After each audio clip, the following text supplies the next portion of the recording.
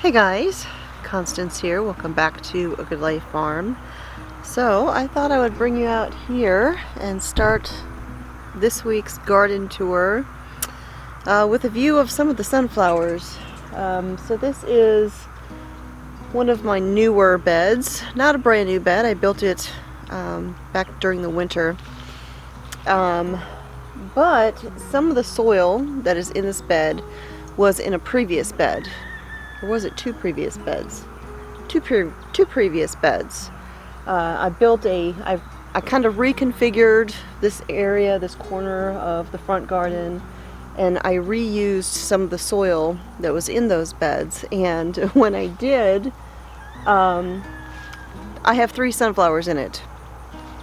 I've got this very big and bushy one right here. I have a semi-bushy one in the center. And then I've got a taller one over there. And the one right here in the center is actually the only one that I planted. The other 2 were both volunteers. They came back on their own. I guess the seeds were in the soil when I reconfigured the beds and rebuilt it. But we just had a huge storm roll through here. And you may even be able to hear a little bit of thunder still in the distance. I don't know if it'll pick up on camera or not. But I thought now was the time to get out here and film the garden tour while it's still relatively not super insanely hot. So, let's head into the garden. Alright. So this bed right here is the one closest inside the gate when I walk in to the front raised bed garden. And in case you missed it, this is the garden this week that I absolutely gutted. I had the cucamelon grown in here and it just was taking over absolutely everything. And after discussing it with Mr. Smith, because I had grown the cucamelons for him because he wanted to try them, he said just go ahead and pull them out, because it didn't seem like I was making any headway in keeping it under control. It was just taking over. And there actually were a bunch of cucamelons in there ready to be harvested, and so he was able to taste test them and see what he thought of them, and he thought they were very interesting, but I don't think he liked them enough to want me to grow them again.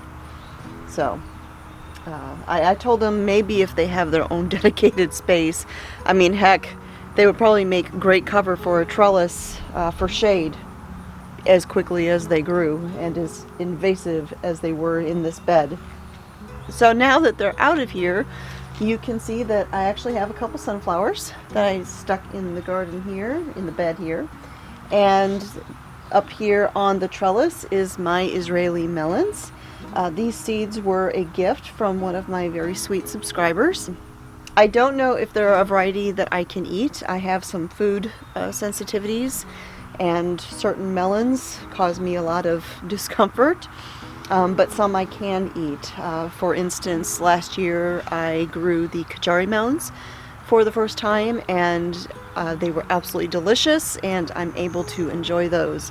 And so I have those out in the big garden. And so the Israeli melons are one that I'm looking forward to trying, and hopefully I will be able to enjoy them as well.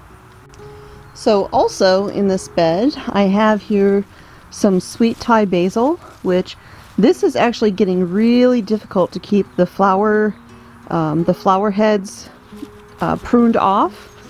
And so I think this week I'll probably go ahead and come out here and harvest a good bit of this and begin drying it, because once basil begins to flower, it changes the flavor of the plant. And so every time you see those little heads starting to form, you just kind of come out here and pinch them off. But at this point it's so nice and bushy that it's actually hard to keep up with that. So I'll go ahead and harvest a good bit of this week. And then I also have my silver posy thyme down here. the tricolor sage.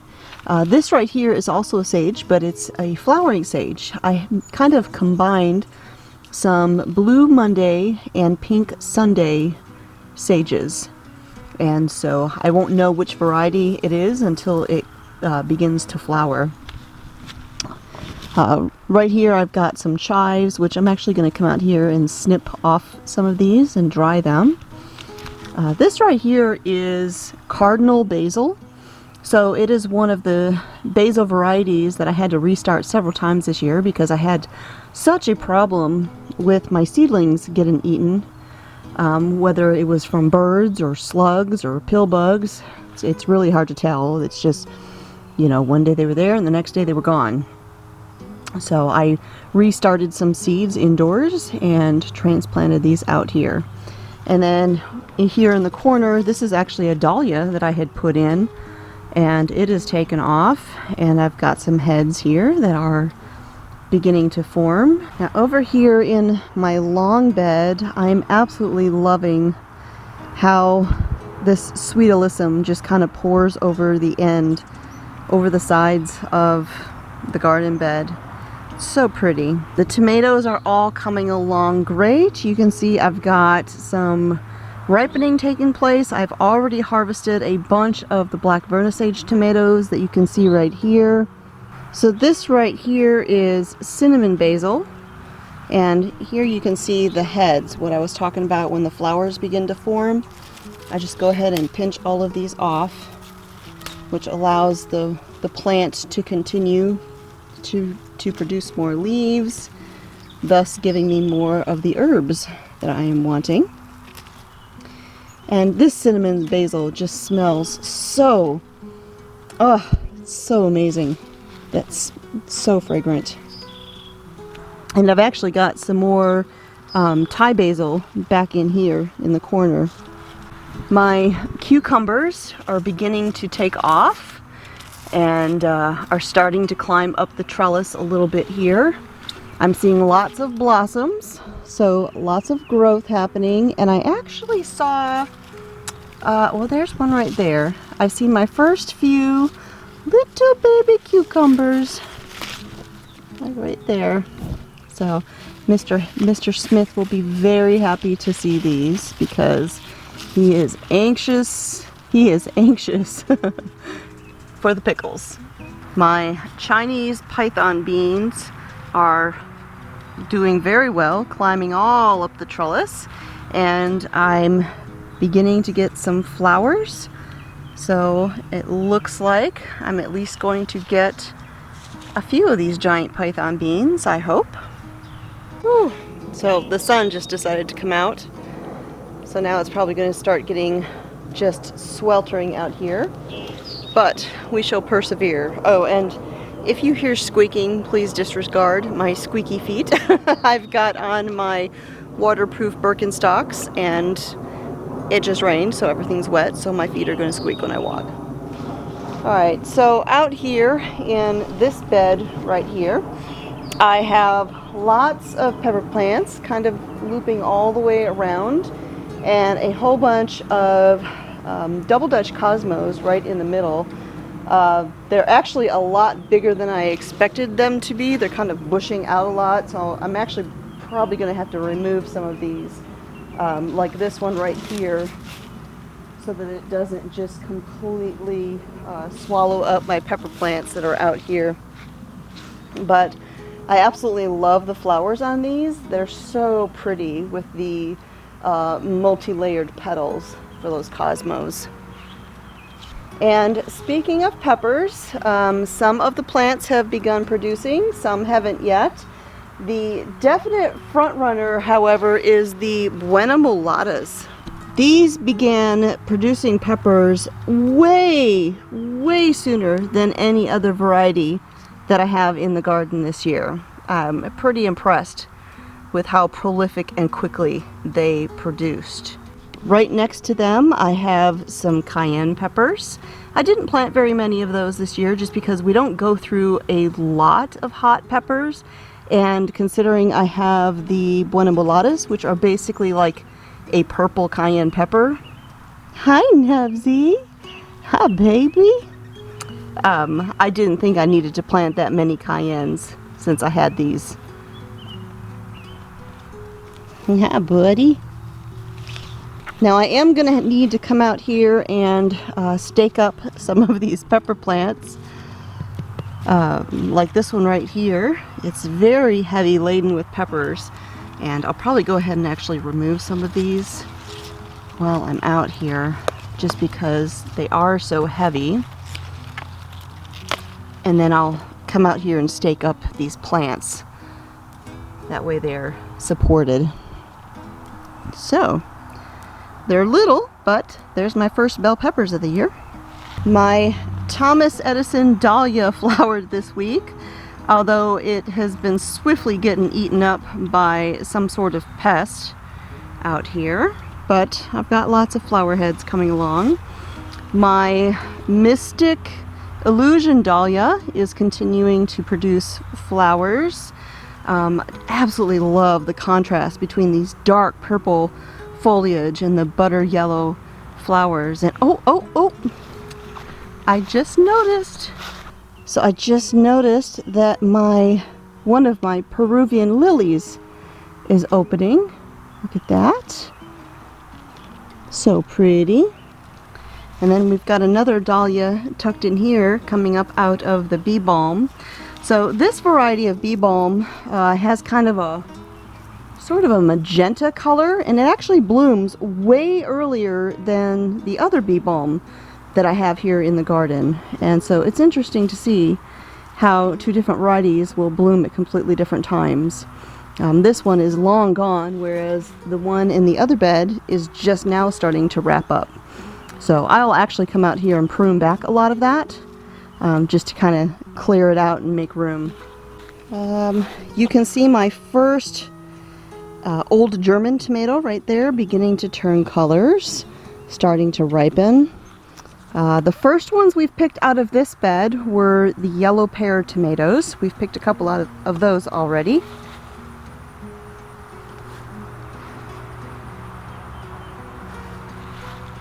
Now this sage right here in the corner is some that I had pulled out of the other bed. I mentioned in a video last week, I think it was, that I was having problems with my sage, my classic kitchen sage. And I couldn't quite figure out what was going on, but somebody mentioned that it actually looked like root rot. And you know, I think that might be what the issue was. I know sages like dry soil, they like well draining soil. Well, my raised beds do drain well, however, the issue that I was having did start right after we'd had a ton of rain.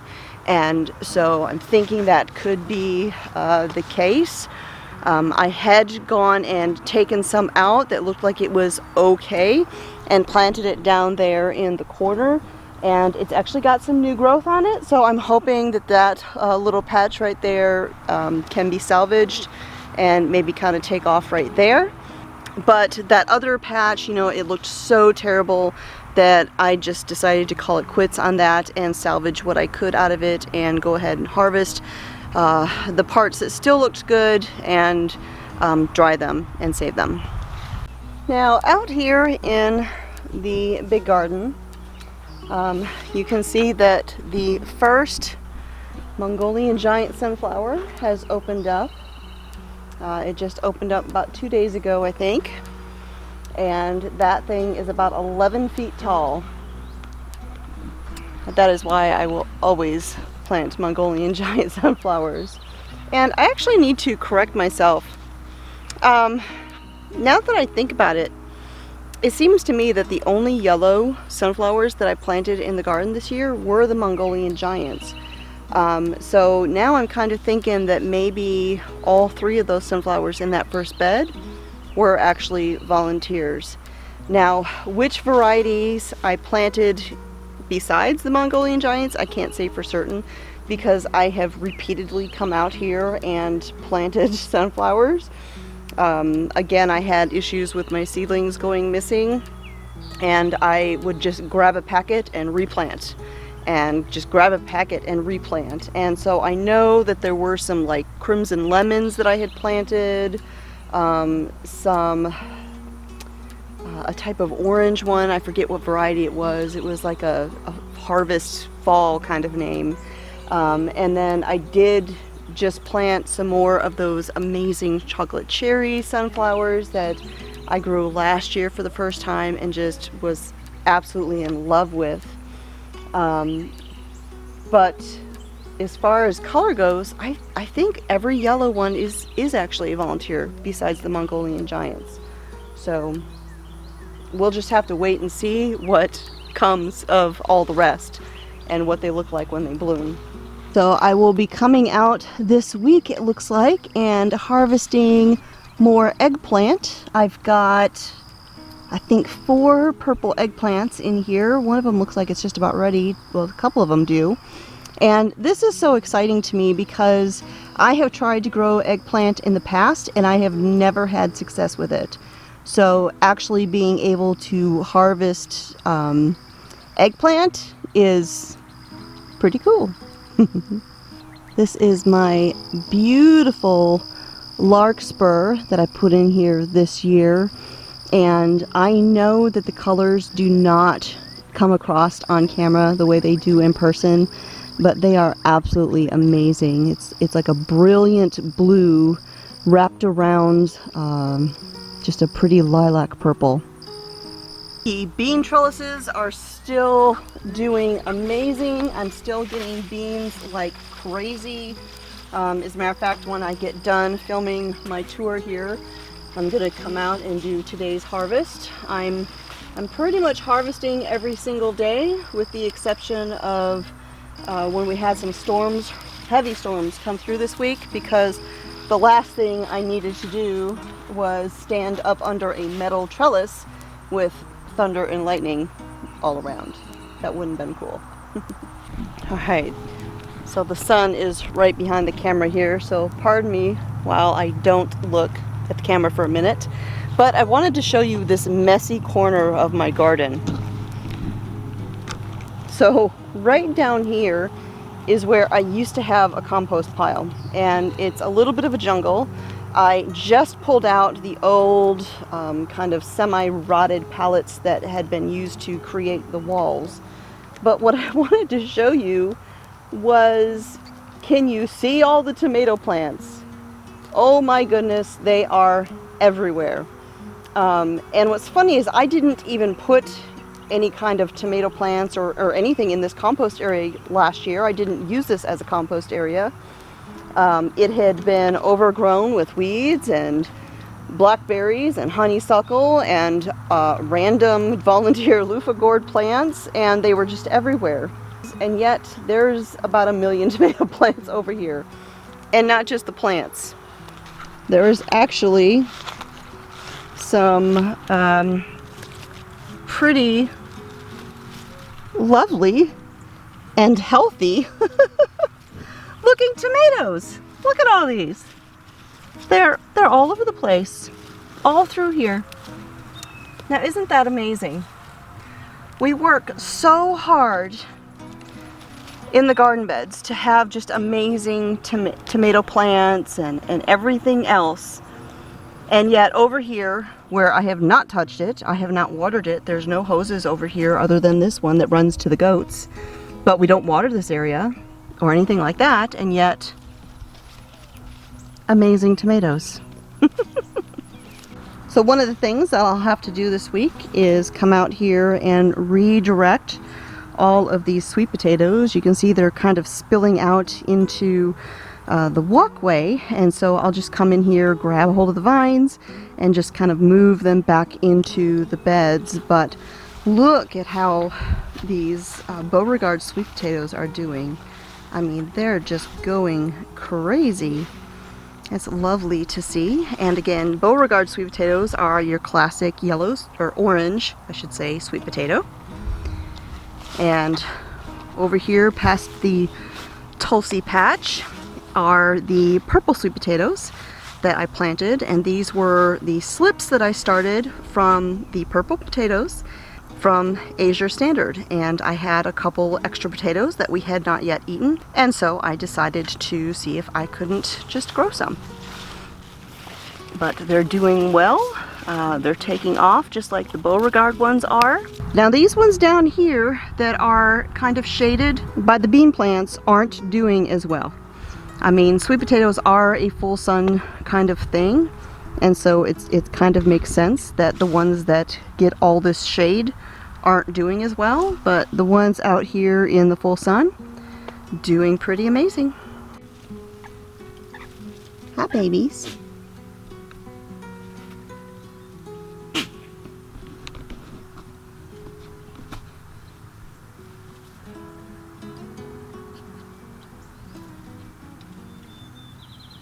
So this right here is a volunteer zinnia, and you know, I usually grow a variety of different kinds of zinnias, and in this area last year I had some that were kind of your state fair classic brightly colored zinnias, but I also grew queen lime zinnias last year, and this one right here, I know the color isn't going to really show up on camera that well, but this is a beautiful kind of coral colored zinnia, but in the middle it has a greenish tone. So I'm kind of thinking this is a cross between those state fair zinnias and a queen lime, because it has hints of queen lime, but this doesn't look like a true queen lime to me. Either way, it is still very pretty. Alright you guys, so it is getting close to evening, and so I need to pick my beans for the day before the sun sets. So thanks for coming along with me on another garden tour. If you are brand new here to the channel, I do a garden tour all through the garden season, every single week, weather permitting. And in addition to the garden tours, I do at least 3 videos every week on homesteading, home cooking, and back to basics. So thanks for hanging out with me here again at A Good Life Farm. I'll talk to y'all next time.